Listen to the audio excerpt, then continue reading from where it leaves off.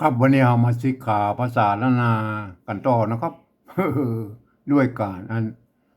สมมุติว่าท่านเรียนภาษาล้านนามาแล้วเนาะกะครั้งจะผสมมันอย่างเรียบร้อยแล้วนะครับตามสำนักต่างๆนะก็แต่ละที่ก็ว่ากันไปเนาะครับ เอาละมันก็ยังว่าอันแต่ละที่กับมุกกับปะทะกันมาเป็นสายนะครับ แล้วก็อันสำนักโน้นก็ว่าอย่างนี้สำนักนี้ก็ว่าอย่างนั้นนะครับโอ้ครับกับมันก็มาเถียงพิษเถียงกันอยู่ฮะเอาละผมบ่พิษเถียงกับไผนะครับผมเรียนภาษาละนาเนี่ยอันก็ด้วยตัวเองนะครับ ด้วยการอ่านจากอันแรกเลยก็ข้าวหงหินนะครับ ที่ปุณเขียนข้าวหงหินเมื่อสมัยเมื่อประมาณ200-300 ปีคนนะครับเห็นไหมโอเคนะครับแต่ก็ยังว่านะครับเมื่อเฮียนมาเรียบร้อยก็เขียนไปตามแบบของอันโบราณพนนะครับไม่ใช่ว่าอันเอาที่ป่ายเนี่ยมาเฮียนที่ป่ายเนี่ยมากะงะเนี่ยจะยะอย่างนั้นน่ะโอ้ก็เอามาพิจเถียงกันไม่ได้นะครับผมเอาเฮียนจากต้นนะว่าเขียนอย่างไรนะครับมาเอาจนทองแกะทองแก่นแล้วก็ก้อยว่ากันนะครับหลังจากนั้นก็ยังบอก ยังมันนำใจด้วยนะครับยังมันนำใจด้วยกับปุ๊ดอะเอาไปค้นเอาว่าเกาเงาอันภาษาละนาของเรามันมาจากไหนนะครับ ครับภาษาละนาของเขาเนี่ย อันเอานึกเถอะนึกสภาพนะครับพญามังลายมันมาไต่เมืองลำพูนนี่นะครับ อันประมาณพศ18กว่าเนี่ย18เนี่ยนะมาไต่เมืองลำพูนเนี่ยหมดภาษาลำพูนอันเมืองลำพูนนั้นมันมีอันเพื่อนเป็นอัน เจ้ามอนนะครับ เจ้ามอนเป็นส่วนใหญ่นะครับเพิ่นจะมีอันลักษิลาจารึกของเจ้ามอนนะครับ ไปดูอันที่อ่าอันพิพิธภัณฑ์สถานแห่งชาติลำพูนนะครับโอ้นักครับภาษามอญนะครับเห็นไหม เกาเงาพูดเป็นมอญนะครับเห็นไหมสมัยนั้นอันพญามังลายมาตีเมืองเชียงใหม่นะมันบ่มีภาษาอย่างเด้อนะครับเห็นไหมบริเขียนอย่างมาว่าประวัติมาว่าสักอย่างนะเห็นไหมพระอันที่ภาษาละนาปรากฏก่อนบ่มีครับเห็นไหม จนกว่ามาเพนะครับรุ่นหลังๆเนี่ยอันมันเถอะสมัยพญาจิโลกราชเป็นน่ะ เปิ้นอันเปิ้นอันเนี่ยเปิ้นฮ้องว่าสัมมนาอันยังไม่ใช่สัมมนาเปิ้นฮ้องว่าพระไตรปิฎกน่ะเห็นไหมอันพระไตรปิฎกเมื่อประมาณพศเนี่ย19กว่าๆนะครับพระอันพญาพระไตรปิฎกเปิ้นอันชำระอัน พระไตรปิฎกอะครับสัมมนากันไอ้มาอันรุ่นนั้นก็ยัง บันทึกเป็นอัน อักษรพม่าอยู่นะครับเอาล่ะเห็นไหมมา แล้วภาษาละนามีไหนครับบ่มี บ่มีครับเห็นไหมเอาล่ะมันบ่มีก็คือบ่มีนั่นล่ะถ้าอันภาษาละนามีนั่นน่ะสัมมนาอันพระไตรปิฎกอันน่ะเอ่อ เมื่ออัน จิตยังใหม่นะเพิ่นจะบ่เอาบันทึกด้วยภาษาละนาแล้วครับ กะงะมีไหนเห็นไหมมันบ่มีครับก็มาปะหลักฐานครั้งแรกนะครับครั้งแรกก็วัดจังกำเมืองน่านครับเห็นไหมผู้เขียนเป็นในลักษิลาจารึกเห็นไหมเห็นไหมเอาไปก่อนหรอเห็นไหมเนี่ยเป็นเห็นไหม เป็นหลักฐานชิ้นแรกของอัน เจ้าละนาครับเห็นไหมภาษาละนาของเราเนี่ย ปรากฏเมื่อประมาณเปิ้นบันทึกไว้เปิ้นเขียนว่า2092นะครับ เห็นไหม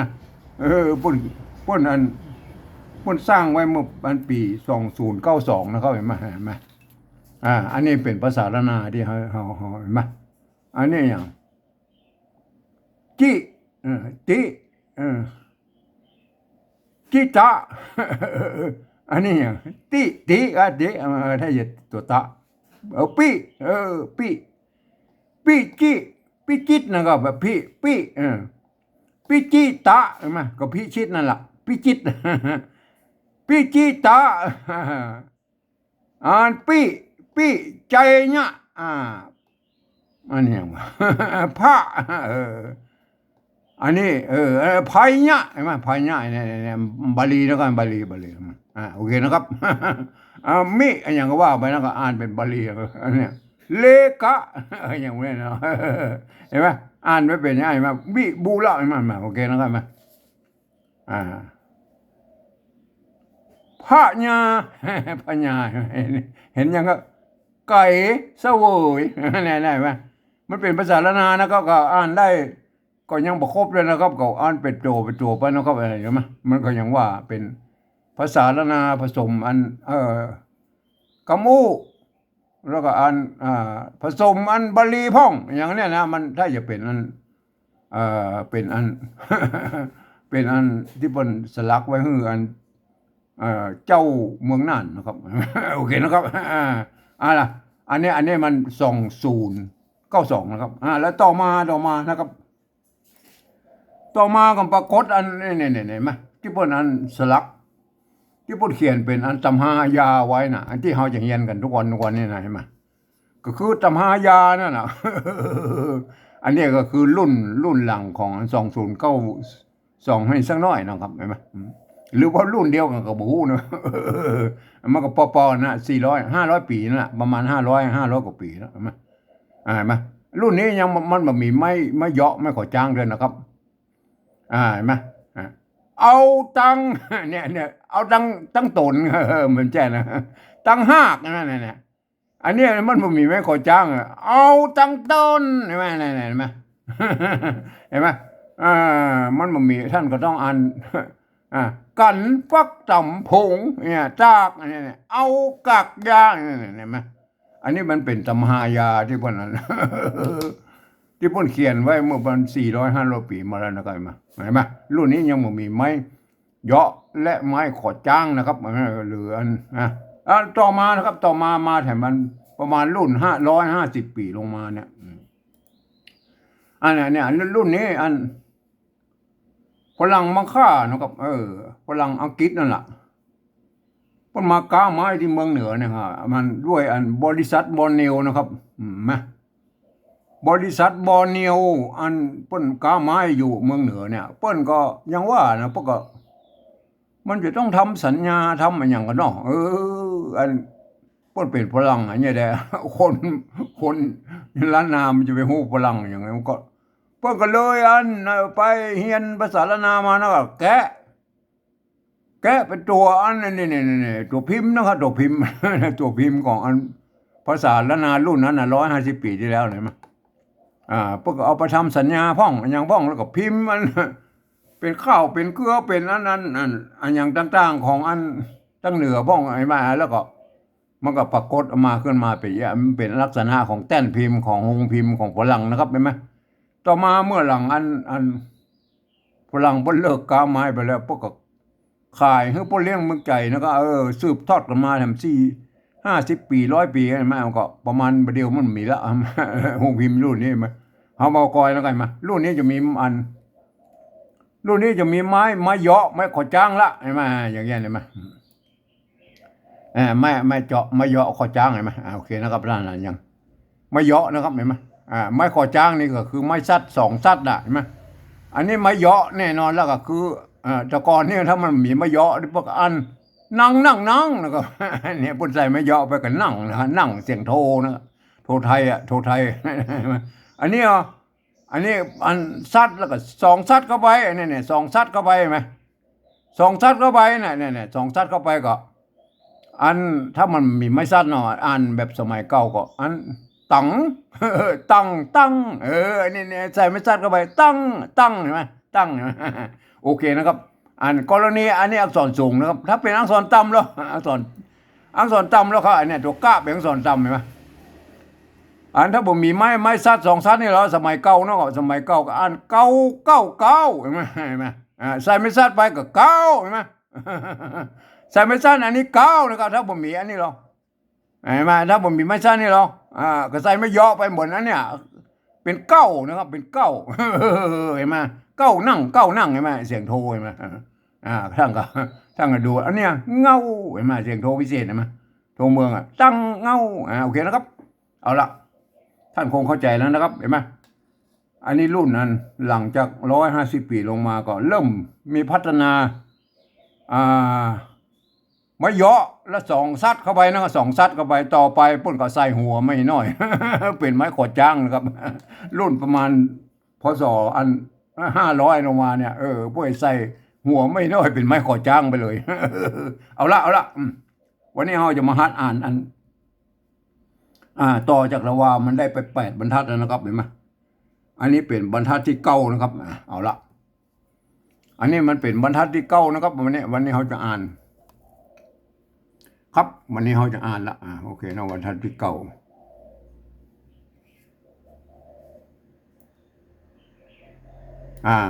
อันนี้บรรทัดที่9นะครับ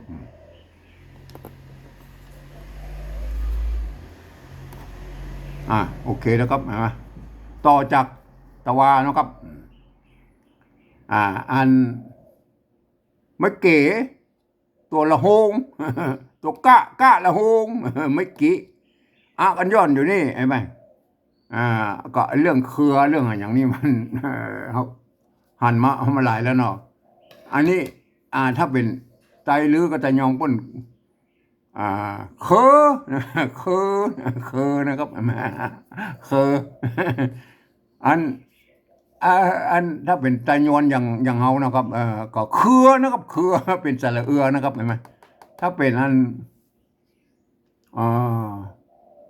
ถ้าเป็นอันไตยองพูดเป็นไม้เก๋อนะครับเห็นไหมถ้า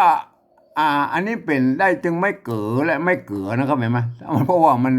ถ้าไตยอนเปิ้นอ่านเป็นเครือนะครับเครือเอาละเครือนะครับเครือ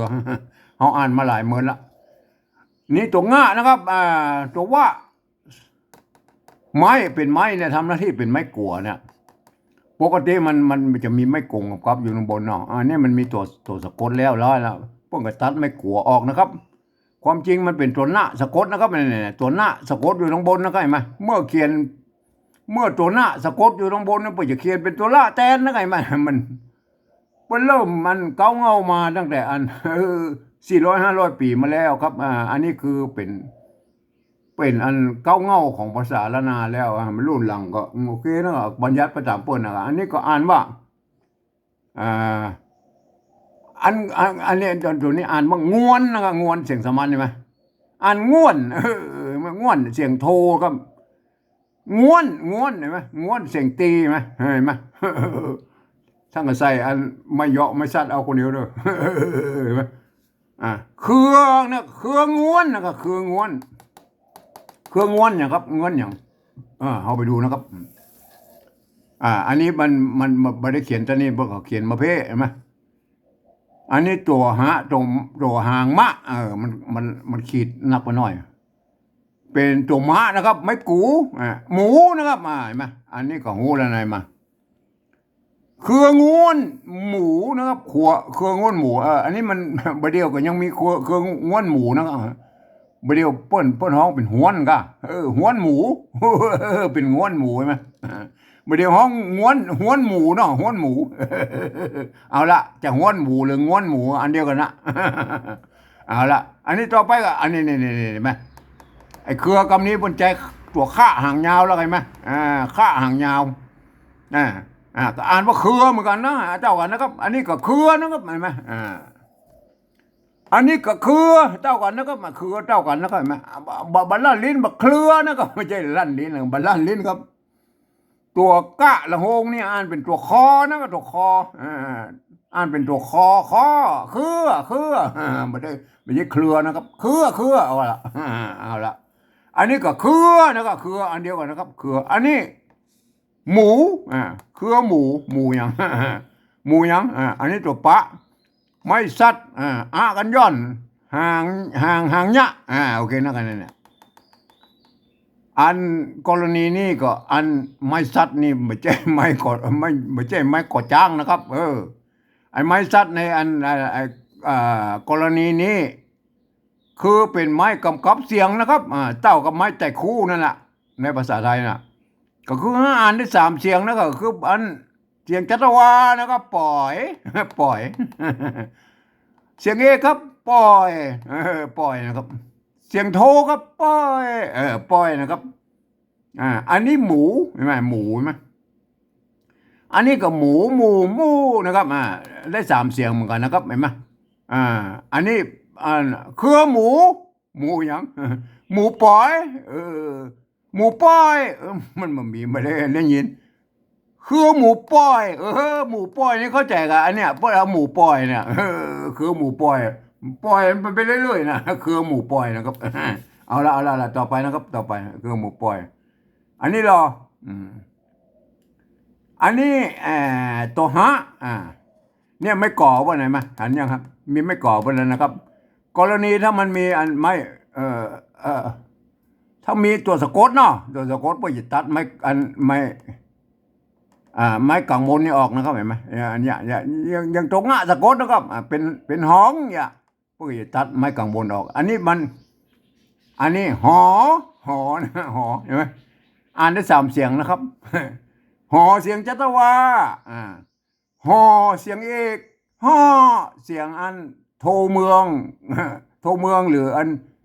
โทยวนนะครับโทยวนหรือโทไทยโทพิเศษนะ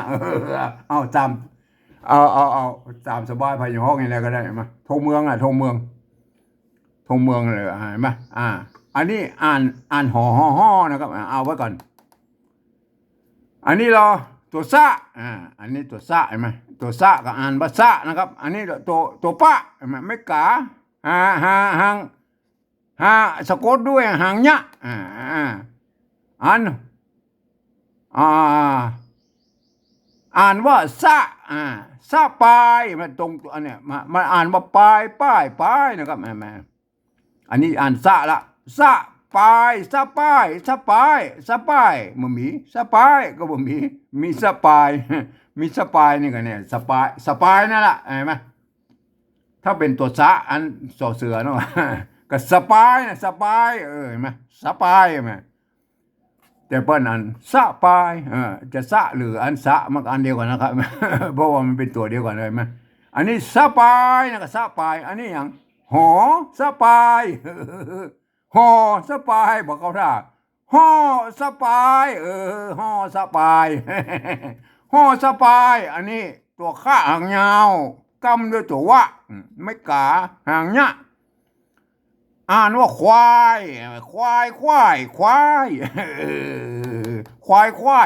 ได้สามเสียงนะครับเขาอ่านให้มันหูเรื่องนะครับห่อสะปายควายเขาท่าก่อน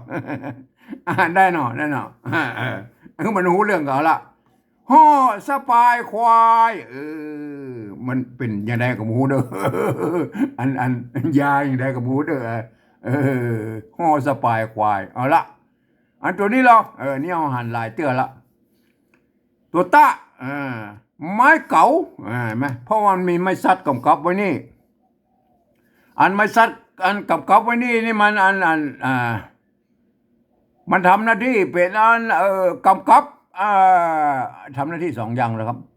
กับไม้โกบาลีเนี่ยมือมันเป็นไม้โกบาลีมือมันเป็นไม้โกบาลีนะครับเห็นไหมมือเป็นไม้โกบาลีและยังทำหน้าที่เป็นไม้กับเสียงโตยสองอย่างนะครับอ่านว่าเนี่ยอ่านว่าเต้าอ่านเสียงสมันนะครับอ่านว่าเต้าเสียงโทนะครับอ่านว่าเต้ากลางเต้าอย่างไรแม่อ่านได้สามเสียงนะครับอันนี้เหรออันนี้ตัวหน้าอักษรต่ำเต้ากันนะครับตัวตะตัวหน้าเนี่ยเต้ากันนะครับอักษรต่ำไม่กี่ไม่กี่อันนี้มันมีไม้ซัดไม้อย่างก่อนอ่านได้สามเสียงเหมือนกันอ่านว่านี่แล้วก็อ่านเสียงสมันอ่านว่านี่เสียงโทนะครับอ่านว่านี้เสียงตีแล้วก็เห็นไหมอันนี้อ่านว่าอย่างอ่านว่าเต้านี้ได้ก่อนเต้านี้นี่มีก่อนฮะเต้านี่ก็บ่มีเต้านี้อันถ้าเป็นเต้านี้อีกอันนี้มีเนอะเต้านี้นะเต้านี้กับเต้าอี้นะเหมือนกันเต้านี้เต้าอี้เต้านี้นะก็เต้านี้เอาละเอาอ่านมันรู้เรื่องเอาละต่อไปนะครับอันนี้อันนี้อูอา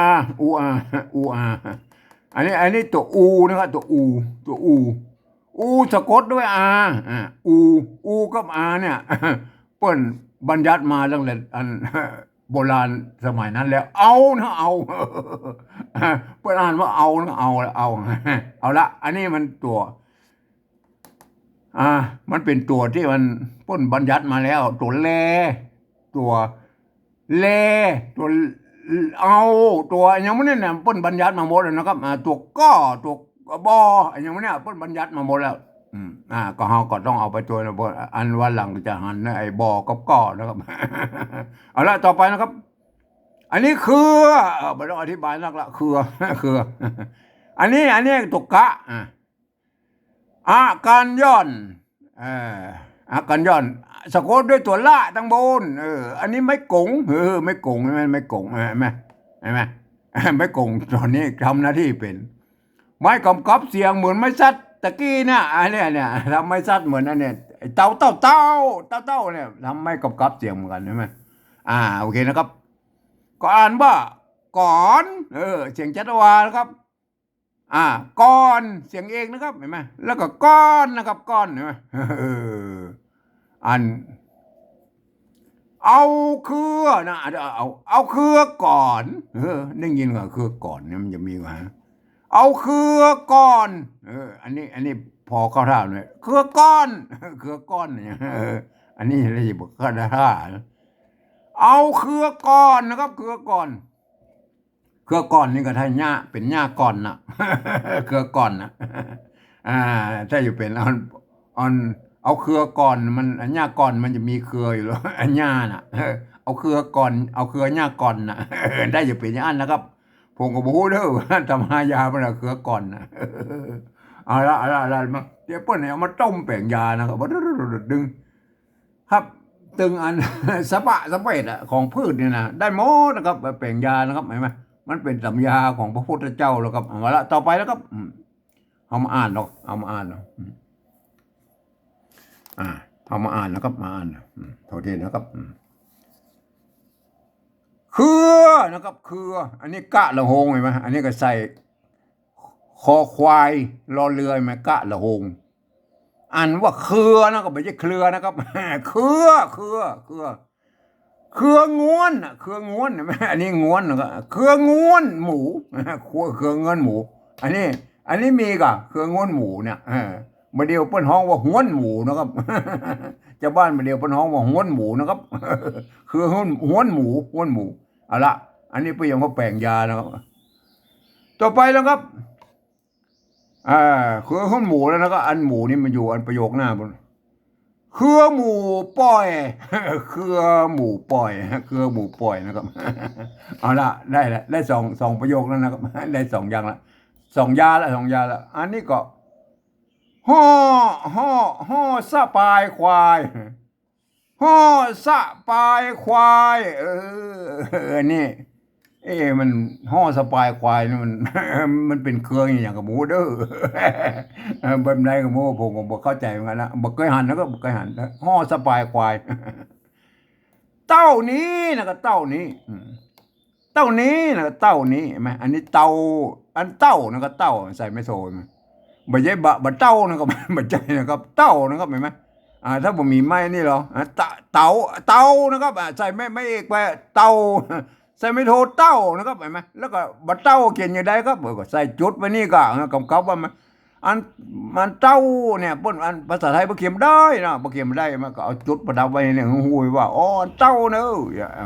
อันนี้อ่านว่าเต้านี้นะครับเต้านี้เอาละต่อไปในบรรทัดนี้นะมั้ย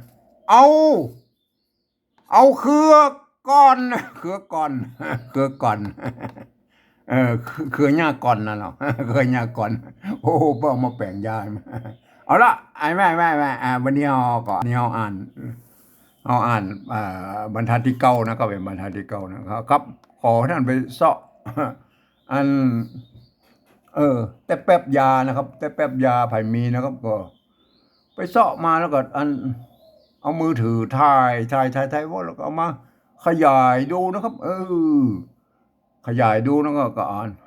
เพิ่นเขียนอย่างใดนะก็เอามาพิจารณากับวิธีเขียนอันของโบราณน่ะรักษาไว้นะครับรักษาอันแบบเบ้าโบราณไว้นะครับไม่ใช่ว่าอันมุกกะปะทะกันมาไปเรื่อยแล้วเราอันนี้อ่านอย่างนั้นอันนี้อ่านอย่างนี้โอ้โหเถียงกันจนมันมีสิ้นสุดอ่ะเอามาก็อันอย่างว่านะ บางครั้งผมเขียนอย่างไปก็ยังมาติอยู่นะครับอันนี้มันอันนั้นอย่างงี้นะครับผมก็เอาอันเนี้ยของโบราณมาเนี่ยนี่บรรพบุรุษพูดเขียนว่ามัน400-500 ปีนะเนี่ยอันอย่างงี้ผู้เขียนอย่างนี้เด้ออะแล้วสู่เขา